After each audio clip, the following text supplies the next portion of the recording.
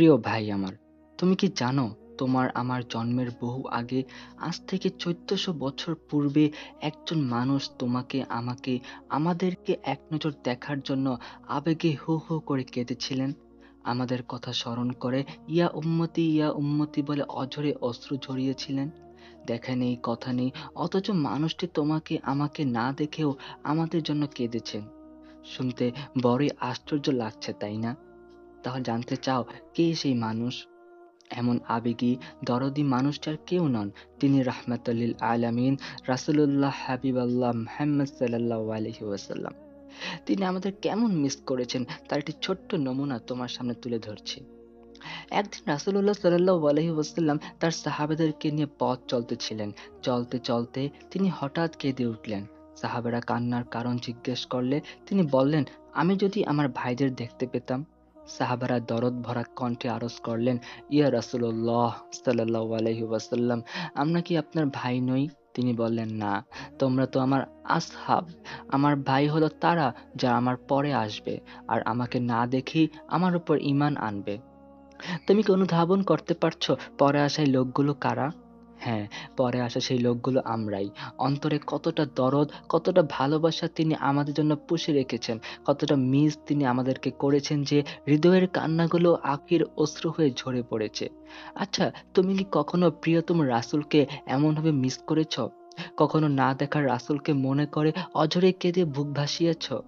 যে রাসূল আমাদের মতো গুনাহগার উম্মতের জন্য প্রত্যেক সালাত শেষে চোখের পানি ছেড়ে দিয়ে রব্বে কারিমের দরবারে দুহাত পেতে ইয়া উম্মতি বলে দোয়া করতে করতে কপল দাড়ি বুক মোবারক ভিজিয়ে ফেলতেন, কখনো বা নফল সালাতের সেজদায় লুটিয়ে কাঁদতে কাঁদতে জমিন ভিজিয়ে ফেলতেন, সেই রাসূলের জন্য আবেগে, কৃতজ্ঞতায়, ভালোবাসায় আমরা কি দুফোঁটা আখির জল ফেলতে পেরেছি? হয়তো পেরেছি, কিন্তু সেই আখির জল প্রকৃতই কতটা কৃতজ্ঞতা আর ভালোবাসার বহিঃপ্রকাশ ছিল তা নিয়ে যে সন্দেহের অবকাশ থেকেই যায়। লাইক আর লাভ রিয়াক্টের লোভে যত সহজে তুমি আনা উহিব্বুকা ফিল্লাহ ইয়া রাসূলুল্লাহ লিখে ফেসবুকে স্ট্যাটাস দাও, তত সহজে কেন তুমি শাতিমের রাসূলের শাস্তি কার্যকরে কাঙ্ক্ষিত ভূমিকা রাখতে পারো না? আজ শাতিমের রাসূল প্রকাশ্যে ঘুরে বেড়ায় আর তুমি নবী প্রেমিক সেজে লাইক কালেকশনে ব্যস্ত ফেসবুকের পাতায়। তোমার কাছে কি মূল্য রাখে রাসূলের কান্না? অকৃতজ্ঞতায় তুমি এমনই চরমে পৌঁছে গিয়েছো যে, যে নবী তোমার জন্য কেঁদেছেন, তোমার জন্য নির্যাতিত হয়েছেন, তোমার জন্য মাতৃভূমি ছেড়েছেন, তোমার জন্য ব্যথিত হয়েছেন, তোমার জন্য এত কিছু করেছেন, তার সুন্নাহ থেকে আজও তুমি উদাসীন। তার সুন্নাহ অনুসরণ করতে তুমি লজ্জা পাও, দাড়ি রাখতে তুমি সংকোচ বোধ করো, কাপড় টাকনুর ওপরে পড়তে তুমি সংকোচ বোধ করো, তার দেখানো পথে চলতে, তার অনুকরণে কথা বলতে, কাফির মসজিদের সামনে তার দাওয়াত পেশ করতে, তাগুতের সামনে, জালিম শাসকের সামনে হক কথা বলতে তুমি বিব্রত বোধ করো।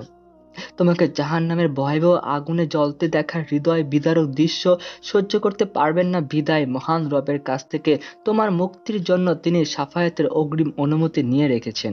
গুনাহের কারণে তুমি ভয়ঙ্কর শাস্তির মুখোমুখি হবে, এই জন্য রবের দরবারে সেজদায় লুটিয়ে পড়ে পেরেশান বিনিদ্র রজনী পার করেছেন।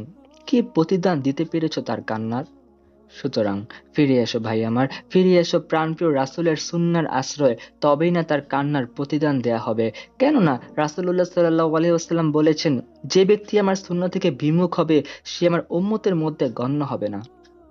প্রিয় ভাই আমার, প্রিয়তম রাসূলের কান্নার মর্ম হৃদয়ের গহীন থেকে উপলব্ধি করতে শিখো, আর তাকে ভালোবেসে দুরূদ ও সালাম পেশের পর তোমার কণ্ঠ থেকে উচ্চারিত হোক, হে প্রিয় রাসূল সাল্লাল্লাহু আলাইহি ওয়াসাল্লাম, আপনার কান্নায় আমার জন্য যতটা ফোঁটা অশ্রু গড়িয়ে পড়েছে তা যেন আমার গুনাহের জন্য প্রজ্বলিত আগুনকে নিভিয়ে দিতে যথেষ্ট হয়। প্রতিদান হিসেবে আমৃত্যু আপনার সুন্নাহর পাবন্দ হয়ে চলার অঙ্গীকার করছি, আর আপনার মতো প্রকৃত দরদী বন্ধুর প্রতি ভালোবাসার প্রমাণ দিতে শপথ নিচ্ছি, থাকিতে দেহে প্রাণ আপনারই সম্মান দেব না লুটাতে ধুলায়।